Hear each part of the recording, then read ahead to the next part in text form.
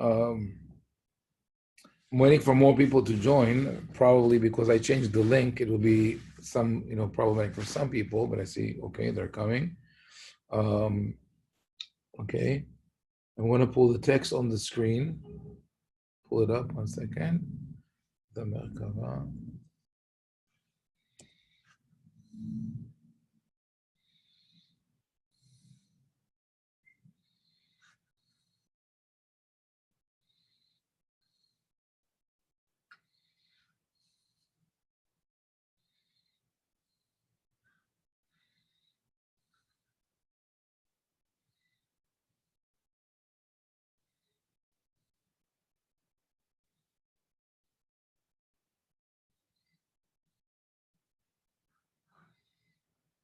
Shalom. Shalom, shalom. 1 second, I'm just pulling up the, okay. Last week we spoke about music. And now, okay.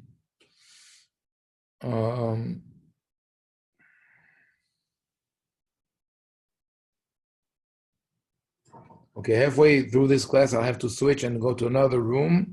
I'm in my daughter's house, and this is the quiet room.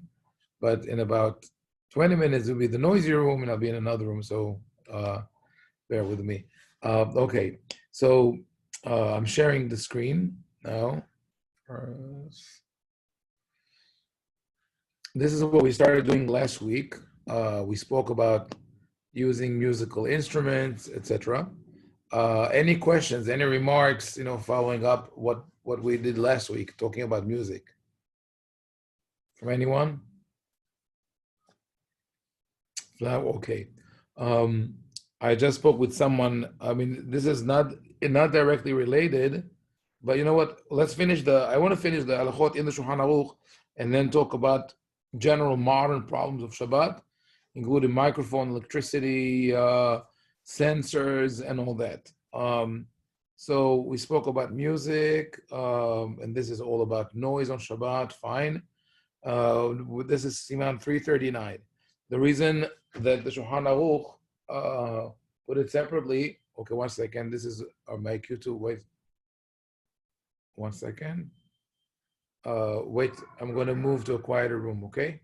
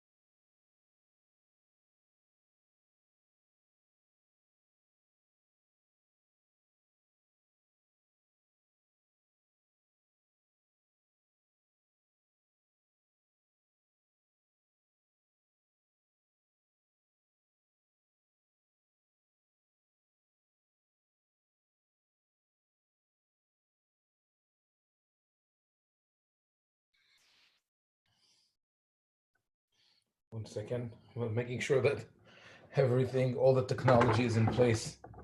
Combination of high tech and low tech. Okay.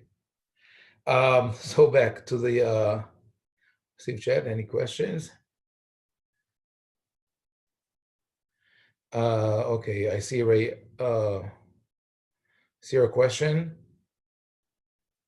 Let me share the screen and then we'll talk about that. Okay. So yeah, last week we spoke about music in general. We spoke about clapping. We spoke about slapping your thighs and all that. The overall concept, in one line, we'll say that this is a decree, a gezerah made by the rabbis, with the purpose of preventing or of avoiding a situation where people would create or construct a musical instrument on Shabbat. Already in the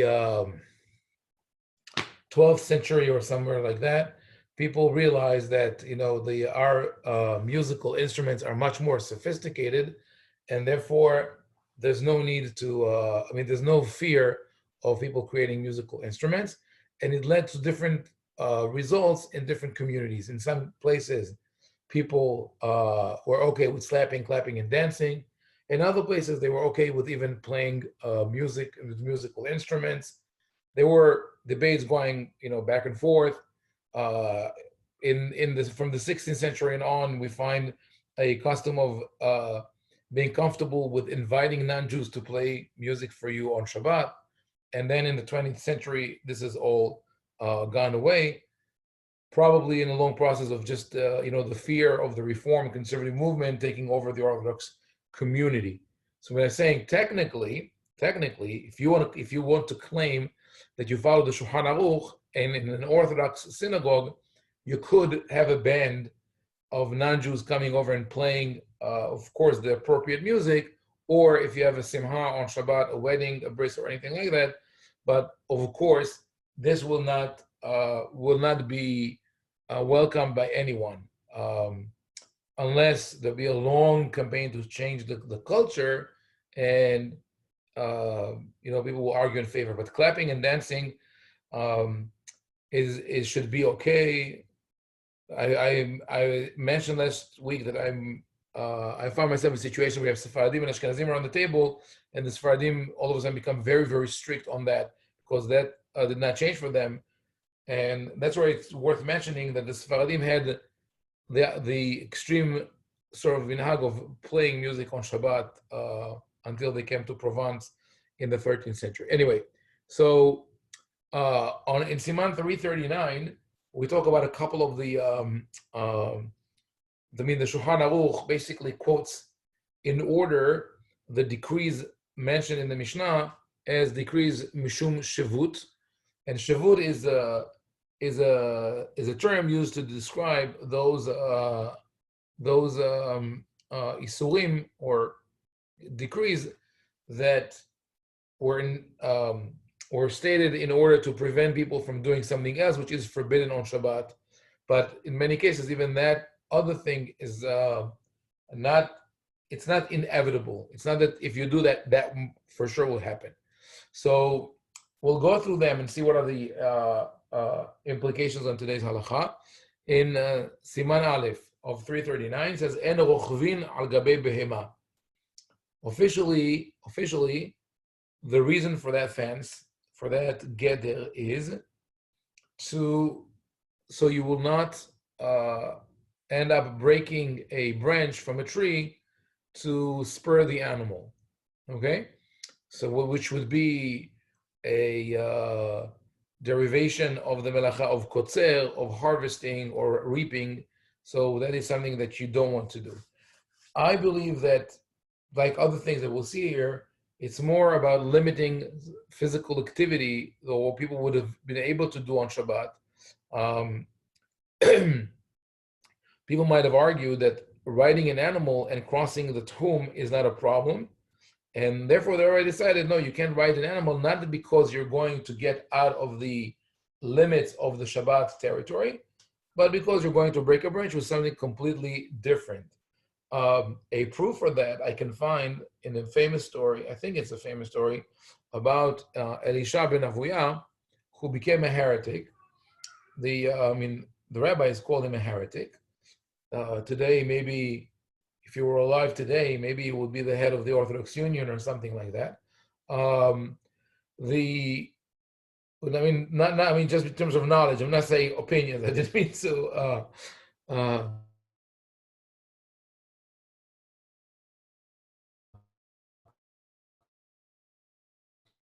But in any case, but Rabbi Meir still sticks with him, and he learns from him. So then they walk all the way, and Elisha gets to a point where he tells Rabbi Meir, turn around because we're about to cross the Tehum. And then Rabbi Meir is surprised, like, you care about that? Why are you telling me? So come with me. He says, no, I've already crossed the line. So I think that story is highly symbolic. It's Rabbi Meir ignores the actions of Elisha. He doesn't care that he's riding a horse that was forbidden by rabbinical decree. And probably because he understands that the problem is not that you're going to break a branch. The problem is the tehum. They don't want people to pass the tehum. Usually people will not walk that far, but now with the horse, they could go further. So when they get to the line, Elisha tells Rabbi Meir, go back. You see, this is the line that you shouldn't cross, because this is really why this halacha was instated. And then Rabbi Meir says, okay, if you do care about that, comes within the boundaries.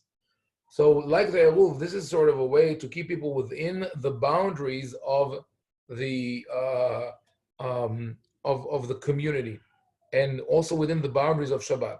Now, to apply to modern life, we have a serious problem now, which is that for centuries, for thousands of years, the rabbis, instead, or spiritual leaders, I think instead of conveying the importance of being focused on the locale on Shabbat, where do you spend time on Shabbat?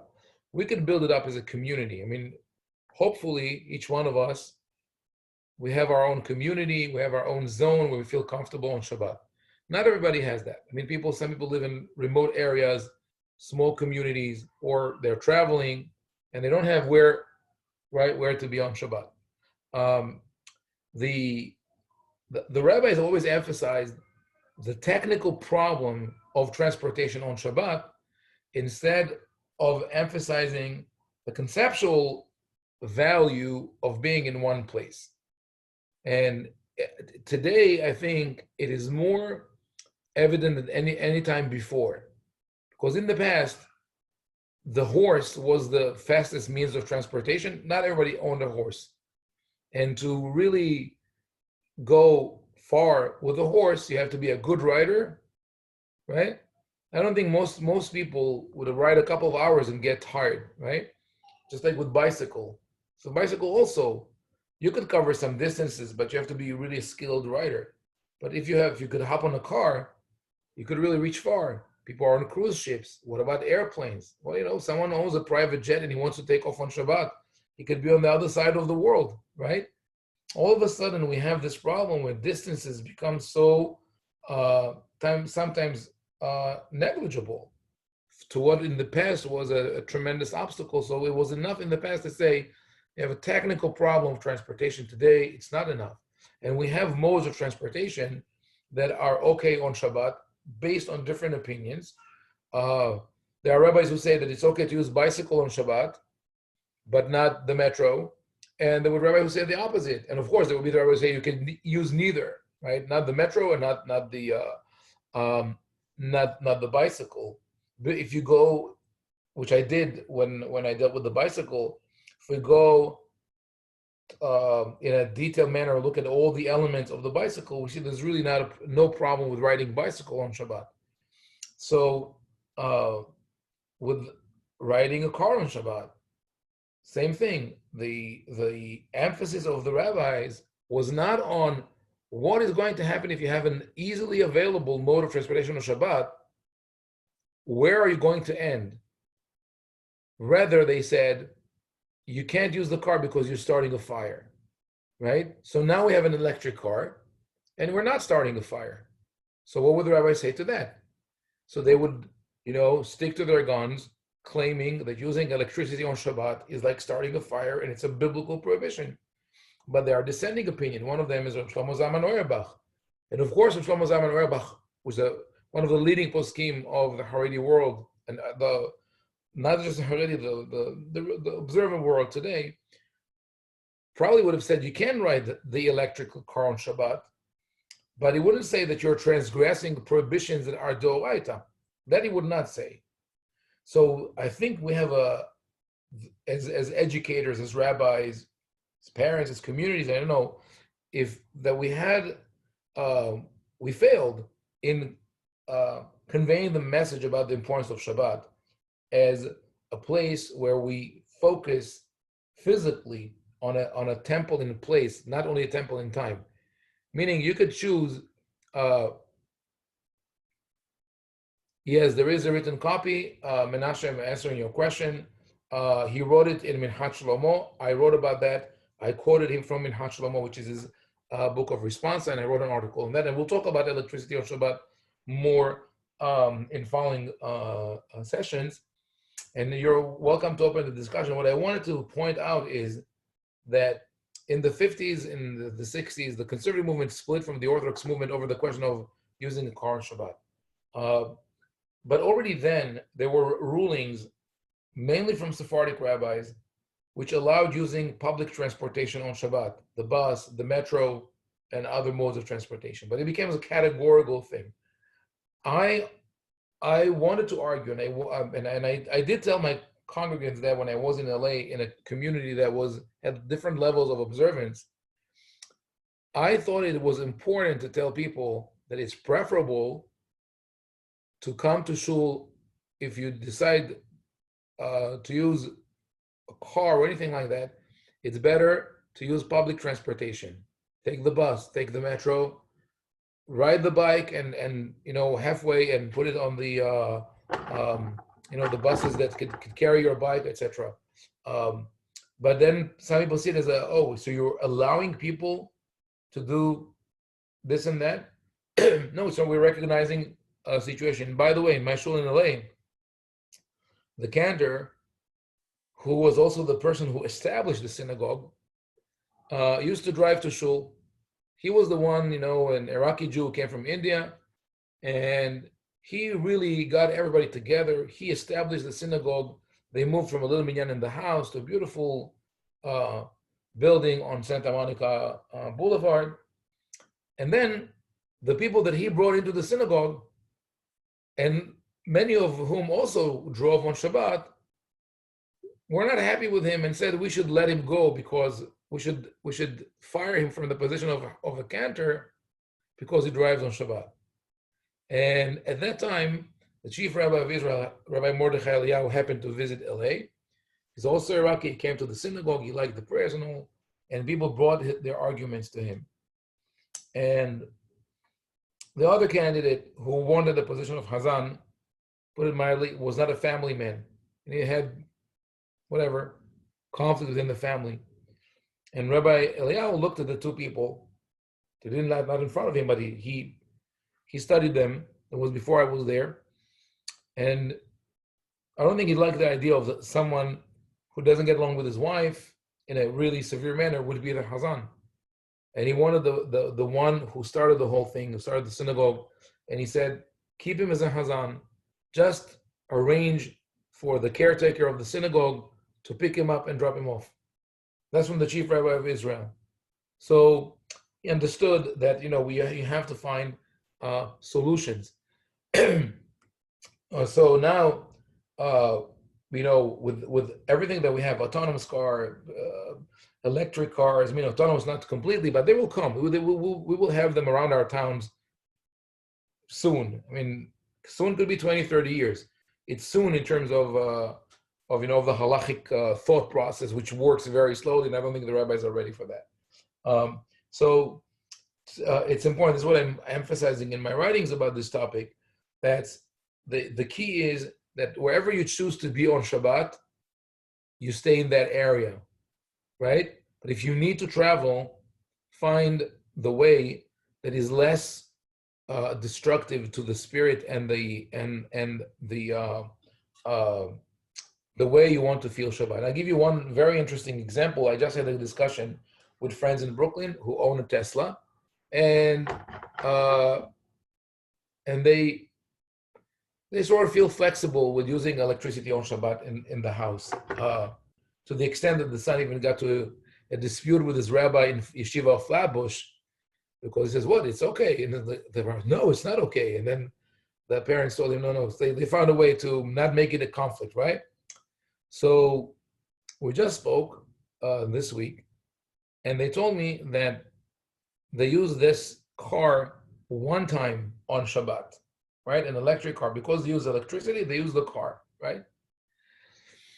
And so I asked him, so, okay, what is your reaction? How did you feel?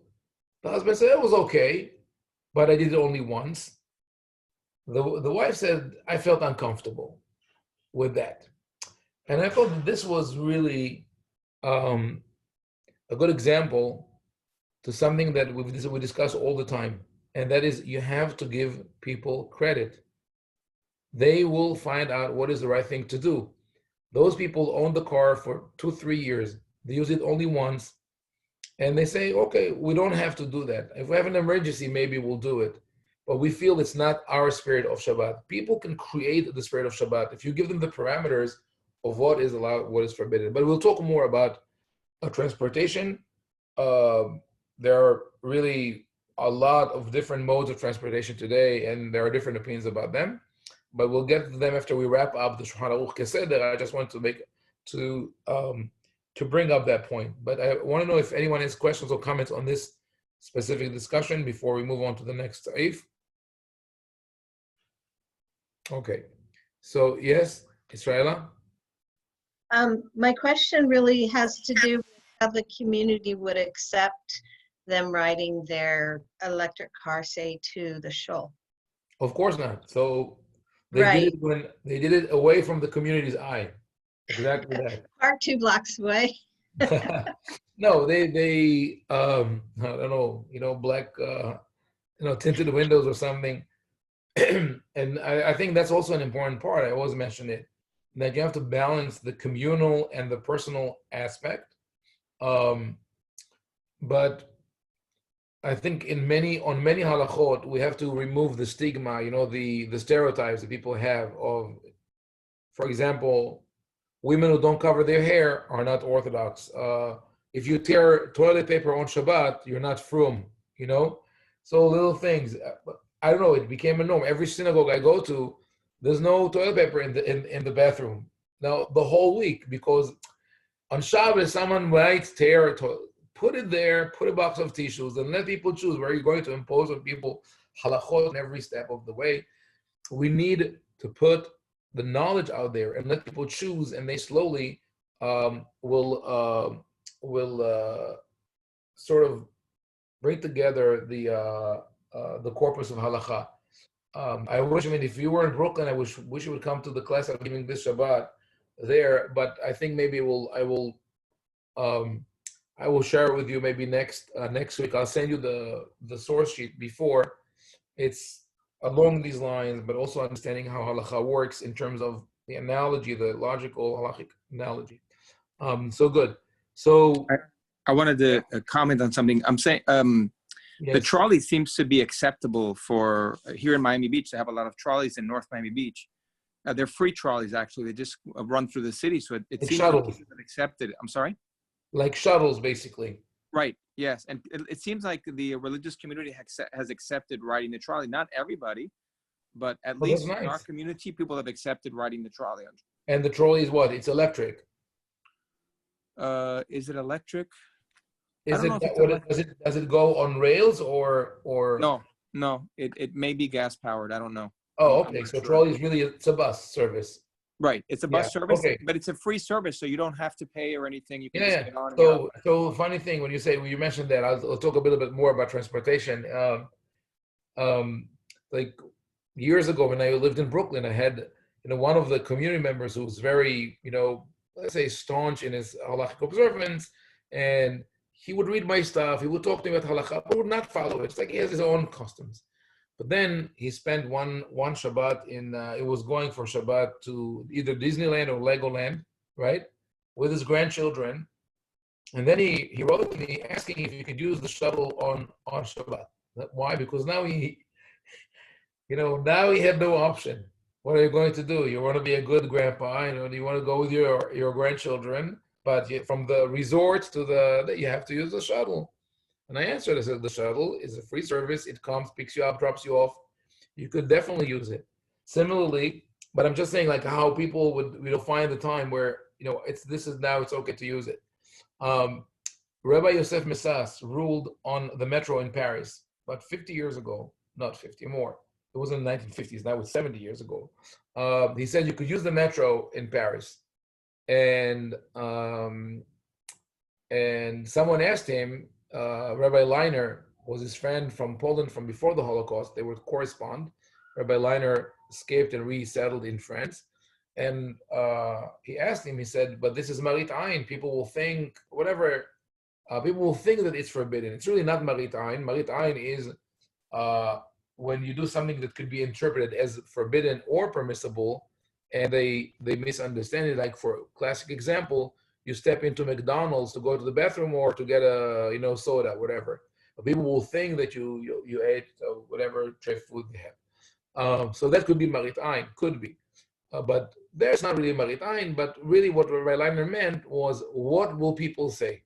That was his question. Marit Ayin, he meant there will be an uproar. The community will say that it's not forbidden, that it's not permissible on Shabbat.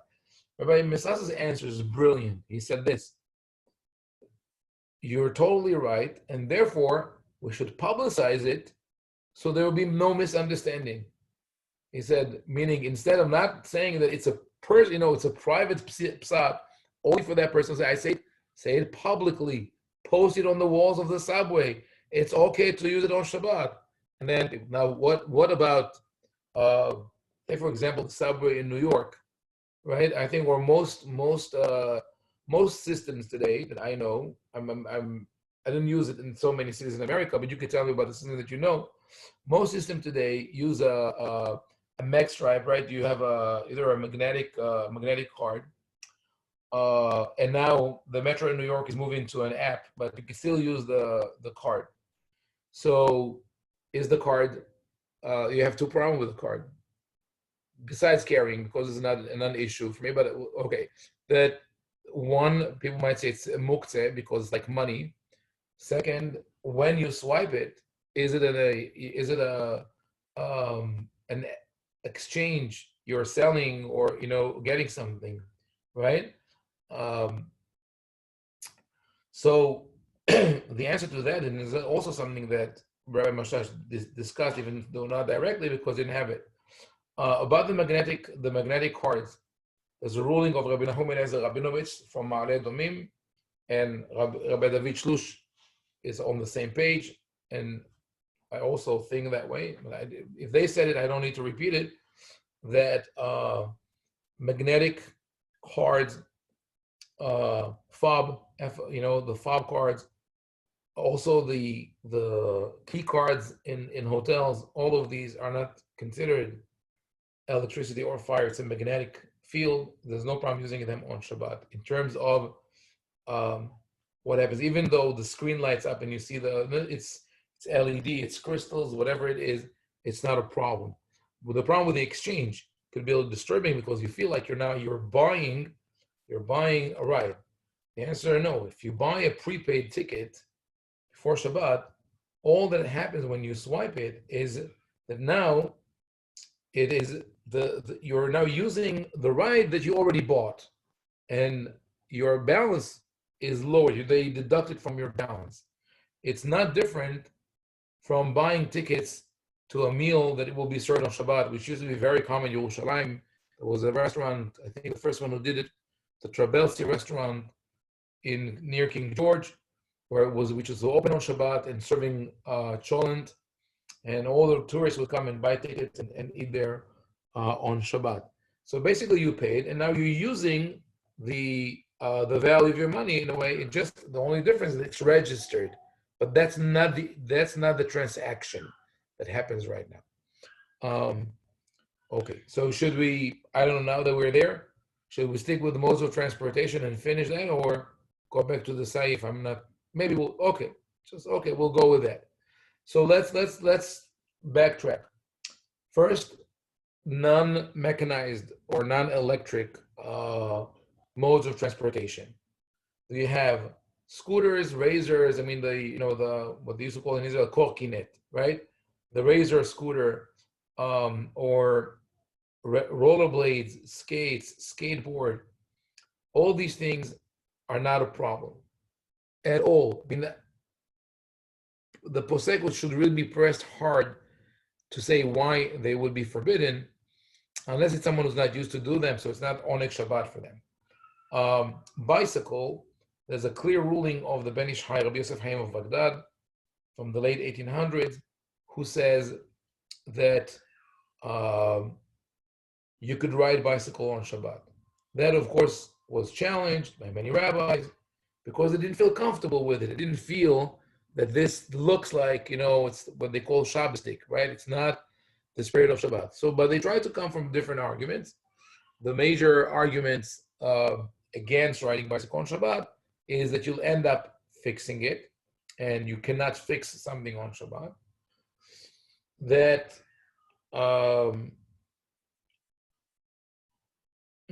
actually, this is the main argument. Oh, the other argument were against the actual ruling of the Ben Ish Chai. Some people argued that he changed his mind, and the other people argued that he wrote his teshuvah when the inflatable tire was not invented yet, and they were riding on solid rubber tires. So let's start with the last one. The argument that he said that when they were still using rubber tires is not valid for two reasons. First, you check the date of the teshuvah and you see that it was written after the inflatable tire was introduced. But even better than that, he actually refers to the inflatable tire. If you read the teshuvah carefully, you see, he says there's a little tube made of something called lastig. It's elastic or plastic that they put inside and they blow it. So he knew exactly what he was talking about. The argument that he changed his mind before his death is also ridiculous, because we're talking about a prolific author, very, very knowledgeable man who wrote over 70 books, and who was very well aware to his responsibility as a posek. 1 second, I need to get myself a cup of water. So, and nobody will serve me here. I don't know, terrible service in my daughter's house. 1 second.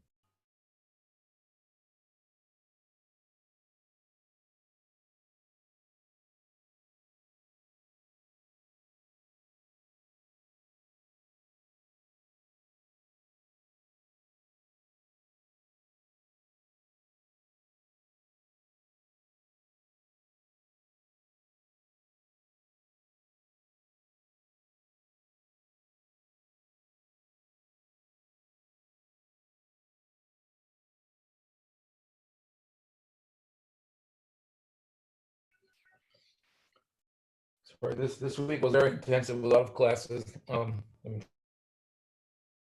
traveling and all that. So anyway, the argument that he changed his mind, like I said, is invalid, and Rabbi Ovadia Yosef is very well read. I mean, he definitely had access to all the literature. The Ben Ish Chai says that this is a myth and it's invalid. However, Rabbi Ovadia Yosef himself says it became a custom not to ride a bicycle. So the question, where is the custom from? So, of course, recent generations. Now, what about fixing bicycle on Shabbat? Rabbi Ovadia Yosef also addresses that. He says we don't make up, and the Ben Ish Chai also addresses that. He says we do not make up new decrees. And not because it's a rule that we cannot make decrees. It's just common sense. We have enough decrees, enough fences that were added to the Torah. We don't need to add more. So we don't do that. Now, but even more than that, let's say, for those people who say, no, you can't do that really. I say this, what are the common problems? Anyone who rides a bike knows that, right? What are the most common problems that you can have when riding a bike? Two most common problems. One is the chain falls off. Second, you have a flat tire. That's it. I mean, if you have something more serious than that, like, the handle flew off or something, you're not going to fix it even if you want to.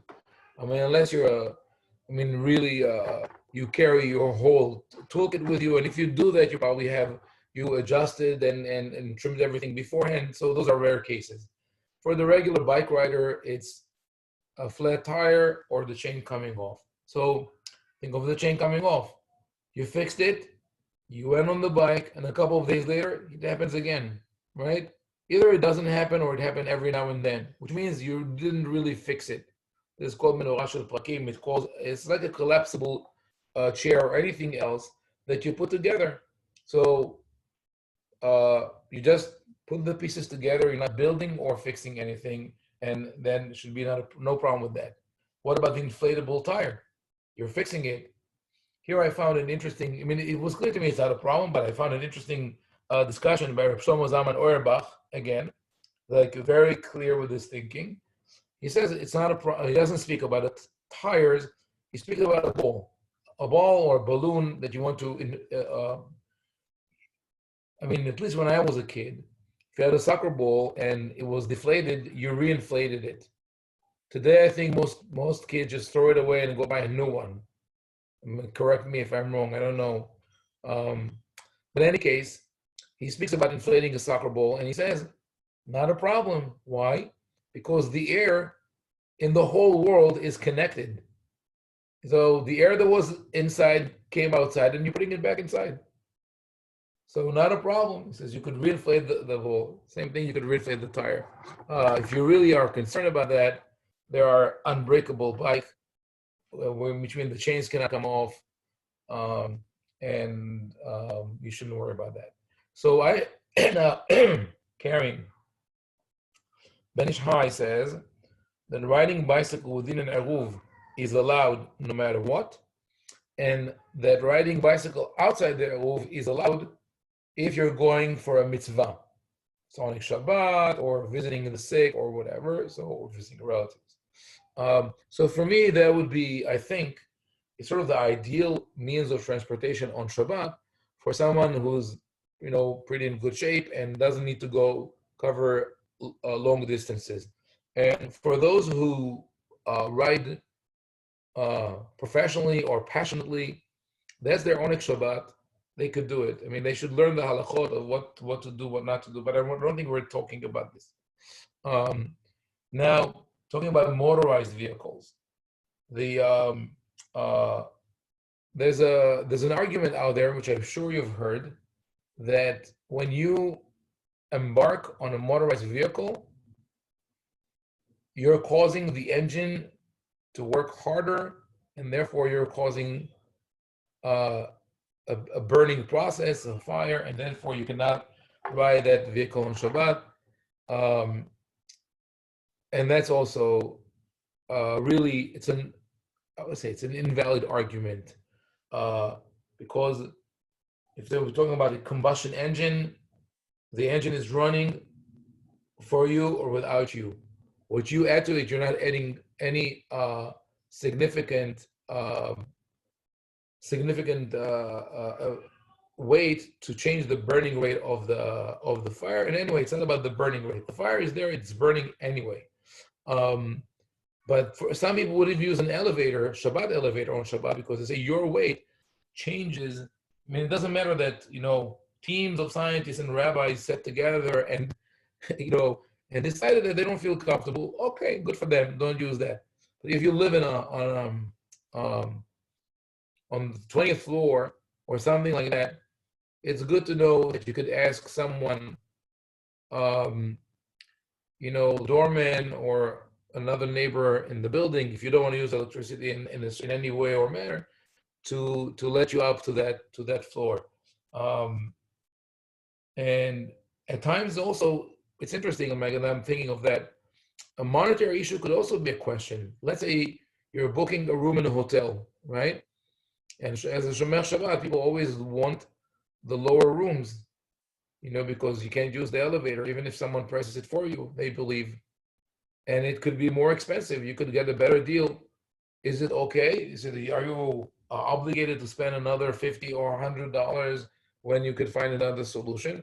So a lot of people say, yes, of course you have to pay more. That's why we suffer as Jews, right? That's what do you think our parents did when they were in the desert? They always took the lower floor in the hotel, in the tent Hilton.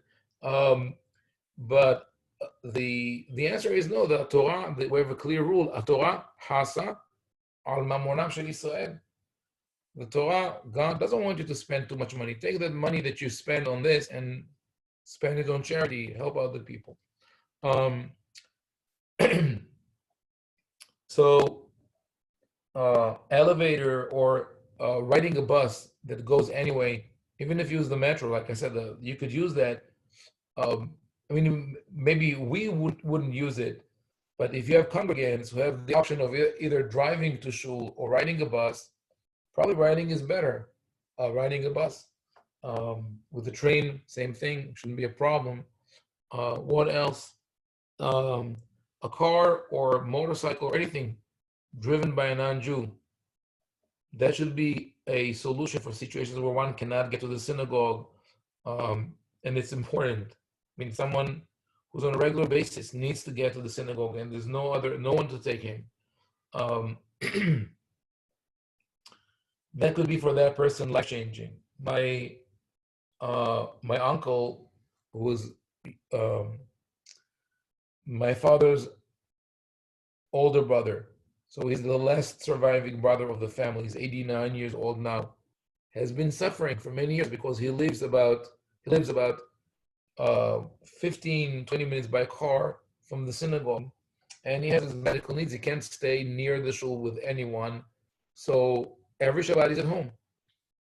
He leaves the TV on the whole Shabbat because otherwise he'll go crazy. And then Rosh Hashanah and Kippur he also spent at home, except for that last year that he went to Israel and spent those holidays with my father. It was the last time they saw each other.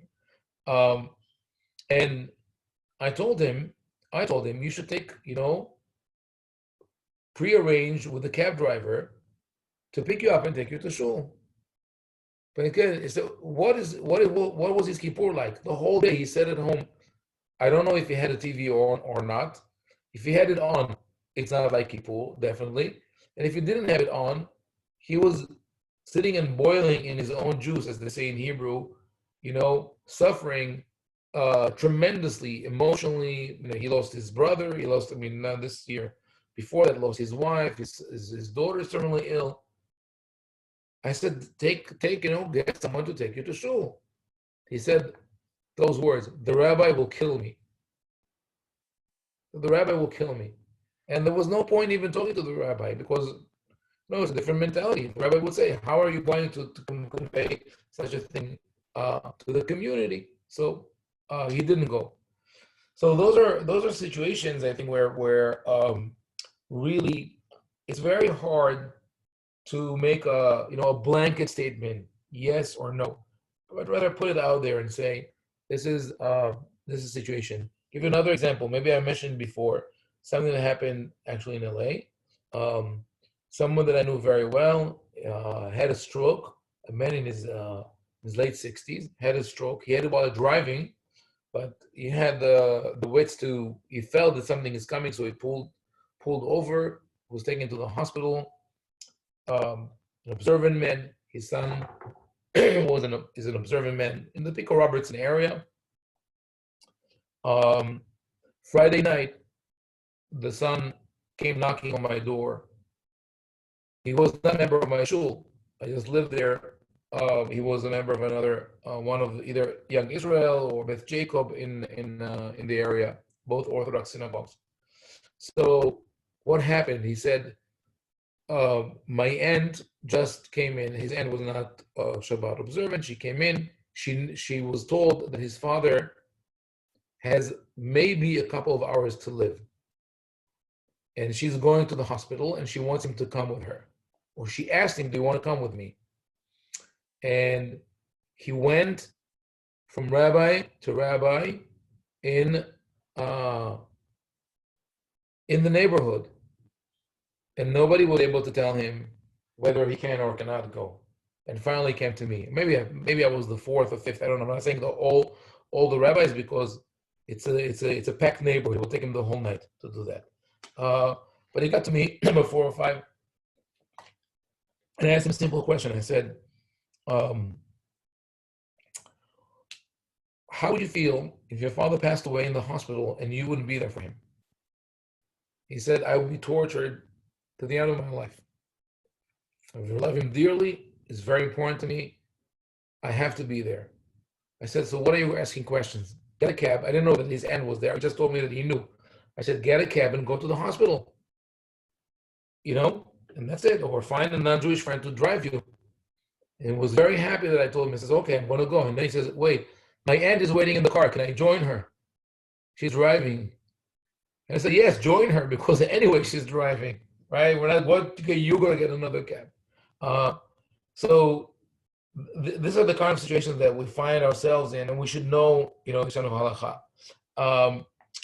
Besides that, this whole issue of the car being defined as a Shabbat transgression is painful, because I think that the problem with that definition, that problem with that label, has driven a lot of, not pun intended, but it's pushed away a lot of people from Judaism. Because either people decided not to go to shul, or people felt they're being labeled as sinners. In one of the shuls that I served at, they would lock the parking lot on Shabbat. I mean, many shuls do that, but our shul, everybody would come driving. And I said, what is the point? You're telling them they're not wanted? Open the parking lot. So the people on the board who themselves drove to shul say, we can't do it because it's not Orthodox. So thank you. Anyway, I think it brought really created a rift in the Jewish nation, within our people. And I'm sometimes thinking, that's my, actually not thinking, this is my theory, that even if you want to say that it is forbidden, it cannot be forbidden midoraita. It should be a lesser level of why I'm saying that. Because I look at the rulings of Rabbi Yosef Meshash and Maharam al-Ashkar and others who said, I want to look at the totality of the picture. I want to look at the whole person. And they would ask the question, is this person kadosh or not? Is the person a good person or not? And a lot of my very good friends from non-Orthodox communities have, and some of you are also Jewish values, learning, commitment to halakha, commitment to Judaism. They're religious people in the sense of the world. So, and now when I see, okay, people who are technically or whether there's the totality of their being are religious, committed people, and they drive on Shabbat. So either I say they are sinners, right? Or I say I don't fully understand the concept of driving on Shabbat. Maybe there's something here, because it can't be that such a large portion of the population is wrong. It's not saying that we follow the majority, but rather here's where we should follow sort of the intuition of the people. So for a lot of people, it feels wrong. For other people, I think those people who feel it's okay only to get to the synagogue and back, that would be okay. So where could we find the nekudat zechut to say that it's not doraita? Again, with the concept of electricity, because the whole, even though it's called an inner combustion engine, and combustion is burning, the sort of fire going on there, but it started with an electric switch. And that is not the, so it's indirect, even though we could say we caused some kind of burning, it's indirect. And I think it's important, that perspective is important for the Orthodox community much more than for those who drive on Shabbat, because they came to the conclusion, halakhic conclusion, that it's okay, and that's the sphere that this community lives in. But for the Orthodox community, the problem is the automatic labeling of someone who does something like that to say they are unorthodox. And I think that actually our great leaders, I think Moshe Feinstein, one of them, and Ovadia Yosef, sort of understood that when the question was raised, can you give a Mehalel Shabbat and Aliyah? Mehalel Shabbat meant someone who drives on Shabbat. And they said, that has to be done in front of 10, Befarhesia. It has to be done in front of 10 Shomer Shabbat people. And we don't know that person did that. Sort of like, from a different direction. Anyway, Yosef, I see you have a question. Rabbi Yoshua, can you hear me? Yeah, Yoshua, yes, but then Yosef also wanted to say something. Yes, I'm sorry. I'm sorry. Sorry. Go ahead, Joseph. I have two questions. One question about when the concept of like a person adding weight to the elevator or to the car and it causes the engine to work harder. Does that have any basis in any Talmudic source, or is that just somebody's svara that they came up with later? That I think is a svara. Because what is really lehosif, to add something, when you say, for example, I asked someone to cook, someone cooked soup for himself and he added more for me, then there's direct action of someone, doing it for me. This is an indirect action, that even if your weight somehow affects it, it's not a that the person who activates it did it for you. I think it's I understand where it comes from. I understand where people could argue that, but the poskim who argue with to the opposite said it's not a problem. Okay. My second question being, when the rabbi is making gezerah l'shum shvut, is that a limited legislation? Like, meaning, for example, with going back to at the beginning when we had the reason you can't ride a behemah is because someone will break off right a branch. Then to expand that onto everything else, it seems like what the Ben Ish Chai was saying, like we don't make new gezerah. Right. So when something is l'shum shvut, is that only in that situation, or can it be applied to new situations? So it seemed like the original gezerah was only for that. They were only talking about horses on Shabbat. But it's an interesting exercise of thought. Had the rabbis known that you had other means of transportation, that will come in the future, they will not. You wouldn't need a branch to spur your car. Would they say any means of transportation is forbidden?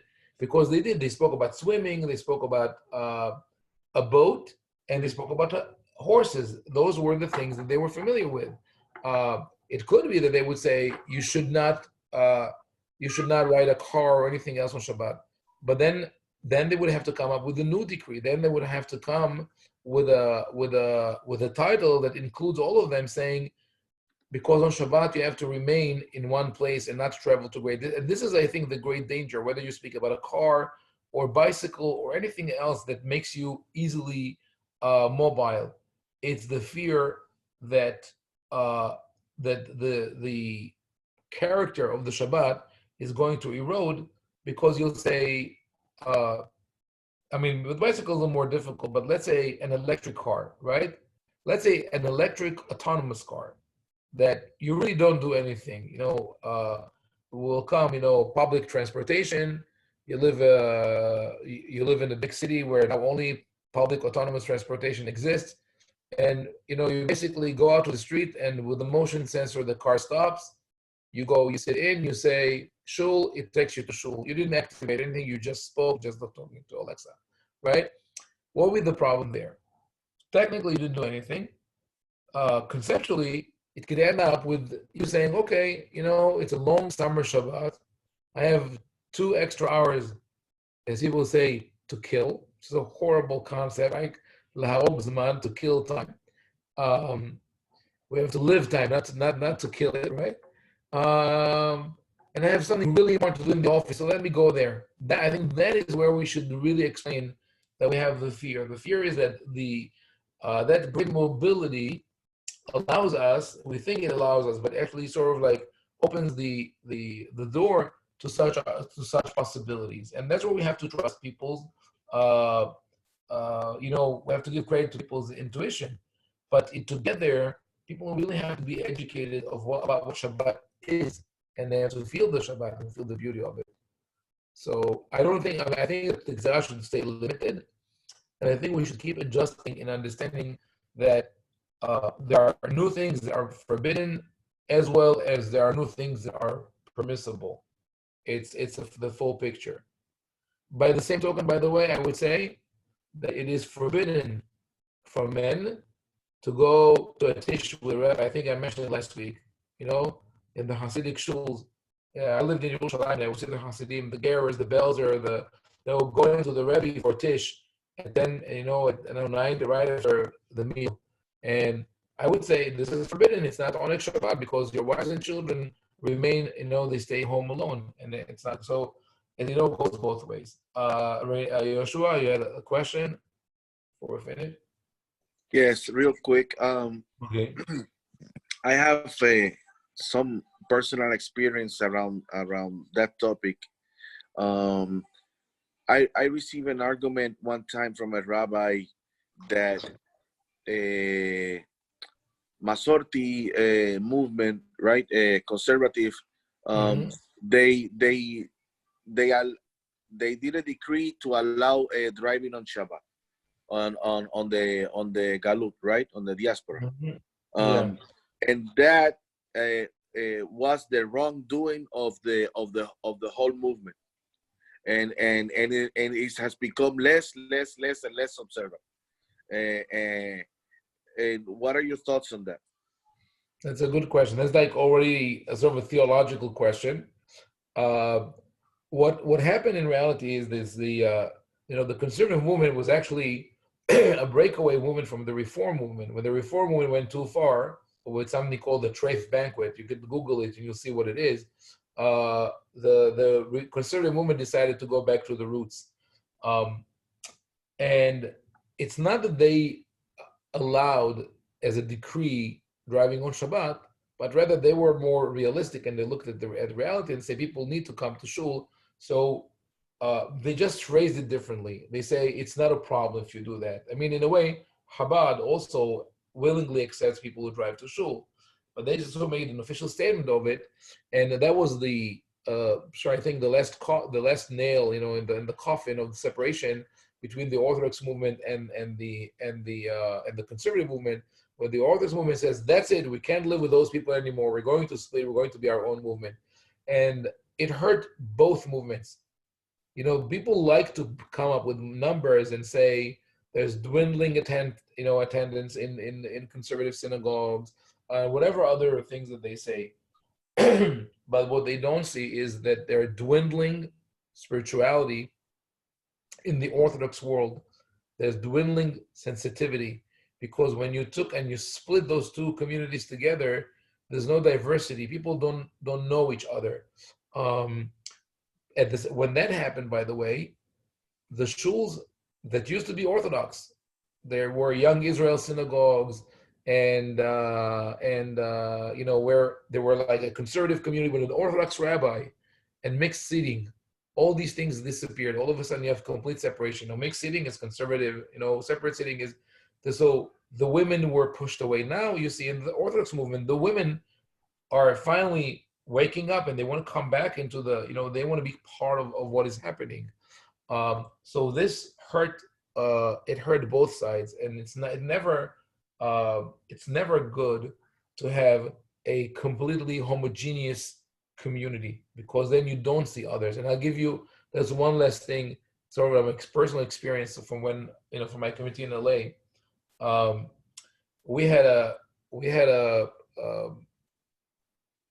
was the rabbi of the Sephardic synagogue, Iraqi synagogue, Kahal Yosef, and thank God, since I came there, when it started growing and more people were coming, and my emphasis was on diversity and inclusion. Accept people, we don't drive them crazy. And then some of my congregants told me that my colleague, neighbor next door, the rabbi of the LA Kollel, not the current one, the previous one, was a good friend of mine, was calling them and trying to encourage them to come to his synagogue. It's a smaller synagogue down the block. And his argument was, you're more Orthodox, you belong in my synagogue, right? So I went to the rabbi and I told him, please stop doing that. And I'm not telling you that because I care about how many people will be in my shul, how many people will be in your shul. Rather, because if you're going to pull all the people that you think are more Orthodox, then you created a homogeneous community. And those don't talk to these. They need to know each other. We can learn from each other. Everybody has something to offer. And I'm not talking about people who are ideologically on one side or another. That's just their practice. So I think, and I want to add one more thing. I'll search for the teshuvah. I think it's teshuvah nun bet in the shut ha'amek ha'amek ala by the Netziv. Rabbi Naftali Yehuda Berlin of Volozhin in the I think mid 19th century. The Orthodox communities in Europe decided to split from the non-Orthodox communities, and the Netziv was vehemently against it. He said, you are going to bring destruction to the Jewish people. And I think that we see it today in Israel. The Rabbanut refuses to acknowledge the conservative and reform movement. Tremendous damage to the people, to the nation, to the American Jewry. we need to find a bridge in the system. So God willing, I mean, just the fact that we're all learning together, I think is part of that. So it's good. Any questions, comments? Good to see everyone. More faces on the screen. Just that you see, usually have 5 people that I see on the screen. Today were a mia, we were 10. They didn't say Kaddish. So it's good to see everyone. Yes, Israel, you have a question? Yeah, where did that whole thing come from in not giving an aliyah to a person that's not Shomer Shabbat? Exclusion. It comes from exclusion. You know why? Because if you decide I'm not giving an aliyah to someone who's not Shomer Shabbat, I would like to see people, the Gabaim, asking certain members of certain synagogues to show their,